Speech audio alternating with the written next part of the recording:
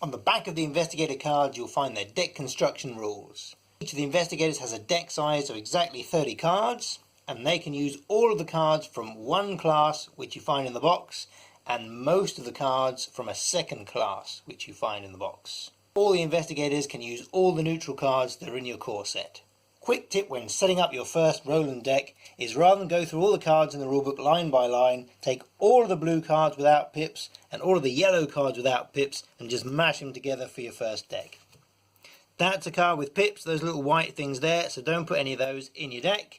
And once you've done that, just put in the neutral cards which are listed at the bottom there. That's exactly what it tells you to do at the back of the book. The same goes with Wendy. Just take all of the red cards and all the green cards, mash them together, and then put in the neutral cards that it tells you in the description. And this is the same with all the starter decks. You use every card that they can use. And how do the starter decks in the box play?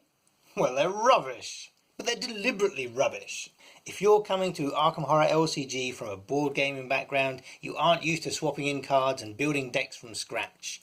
By giving you a deck which has obvious weaknesses which are revealed in play, you can easily swap which cards you want to swap out for next time. It's a very good tutorial feature. If the game gave you starter decks which were optimized right out of the box and you succeeded at everything, you wouldn't really be learning the nuances of the game and the need to deck build and choose your cards wisely. The default setting for this game is campaign mode, where you play all the scenarios one after the other.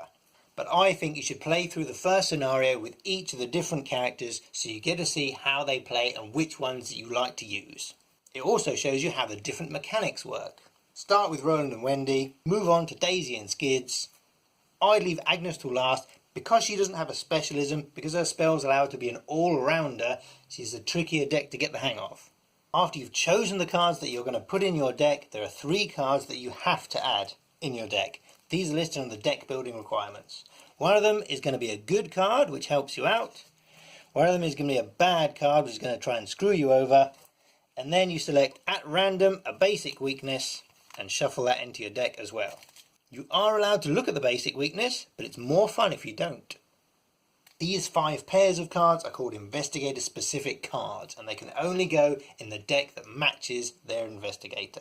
As you can see, they have no pips on them whatsoever, so they're called no level cards. They aren't level 0, they're no level cards. Some of them were misprinted, so these have the little shaded pips of a 0 level card, but they're actually no level cards. In the first reprinting of the set, these cards are going to be slightly redesigned so they look different from your standard investigator cards.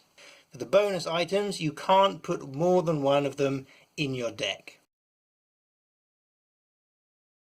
In early 2017, the first FAQ for the game was released. This reiterated the ruling that you can only have one copy of a signature card in any investigator's deck, and also that you can't transfer them between investigators' decks. With the release of the Dunwich Legacy Deluxe Box, we saw 5 new investigators. These work slightly differently from the dual class investigators in the core box, in that they have one unlimited main class, but no secondary class. And Rex Murphy introduced the concept that you could have additional deck restrictions. This means he can't include any cards which have the fortune trait, even if they would meet all the other criteria for his deck building.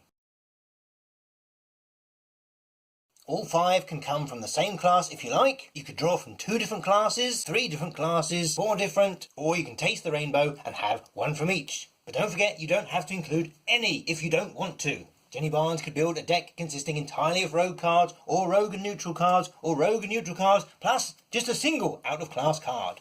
And Fantasy Flight has updated their starter deck document, so it now includes a basic deck for all of the core investigators and all of the Dunwich investigators, along with strategy tips of how to play them. Hopefully you can find a link in the description.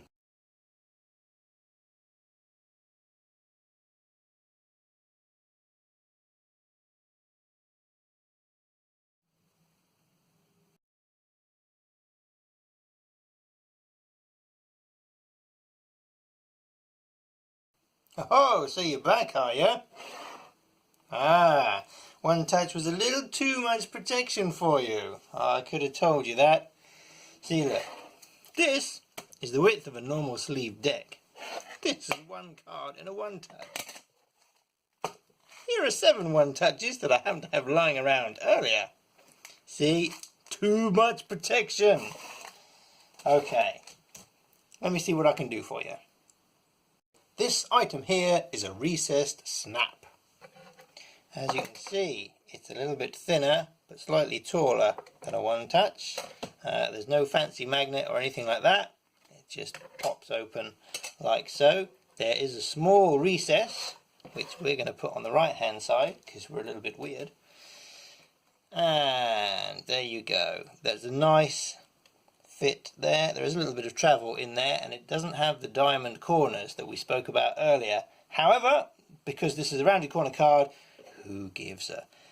What you do is you just place the lid on like that, and without a satisfying click, you snap the lid on like so. Lovely jubbly.